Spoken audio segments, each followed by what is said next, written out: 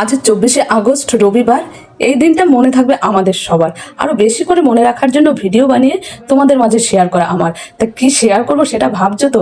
সকাল থেকে এত বৃষ্টি হচ্ছে, এত বৃষ্টির মধ্যে এখানে রক্তদান শিবির হচ্ছে। তাই রক্তদান শিবিরের কিছু মুহূর্ত, কিছু স্মৃতি, কিছু দুষ্টু মিষ্টি কথা, কিছু ভালো লাগা তুলে ধরলাম। ভালো লাগা দেখো কত কি আয়োজন করেছে এরা করেছে, দেখেছো? এই কাজের জন্য অনেক অনেক শুভেচ্ছা, শুভকামনা, অভিনন্দন। এরকম তুই কি রক্ত দিয়েছিস? না এমনি আমার আগে 5 গ্লাস খেয়ে নিয়েছি।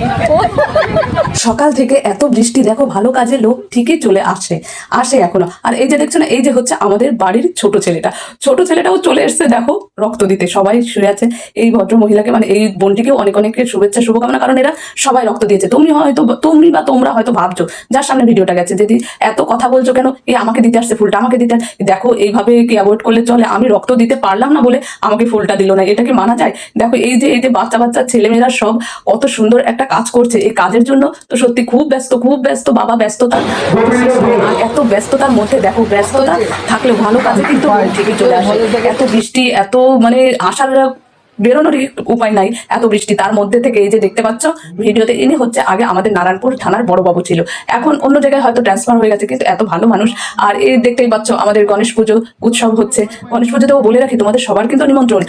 ও না বললে তো আবার বুঝতে পারবে না যে কোথায় হচ্ছে, শুধু বকবক করে গেলে। জায়গাটা তো বললে না, এটা হচ্ছে মধ্যমগ্রাম, গঙ্গানগর, কাটাখাল, সারদাপল্লী, 3 রাস্তার মোড়টিতেই হয়েছে এই প্যান্ডেলটিতে পুজো হবে। তোমাদের সবার নিমন্ত্রণ থাকলো, তোমরা একদম কোনো দ্বিধাদ্বন্দ্ব না করে আমাদের উৎসবে সামিল হতে চলে এসো তোমরা সবাই। চলো দেখি এদিকে আর কে কি করছে। এখানে তো সবাই রক্ত দিচ্ছে, এদের অনেক অনেক অভিনন্দন।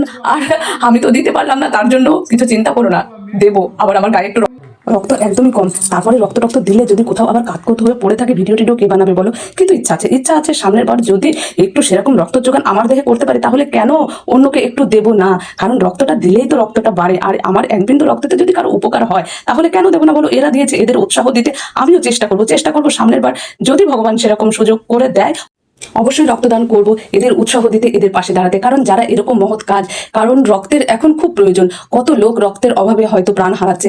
এই রক্তদান উৎসব থেকে কিছু রক্ত জোগাড় করে নিয়ে ব্লাড ব্যাংকে রাখলে সেখান থেকে হয়তো কোনো দুস্থ মানুষ পেয়ে যাবে, এই রক্তটা তার উপকার হবে, তার কাজে লেগে যাবে। আসো এদিকে দেখি যে আমাদের আলাদা রক্ত দেবে কিনা।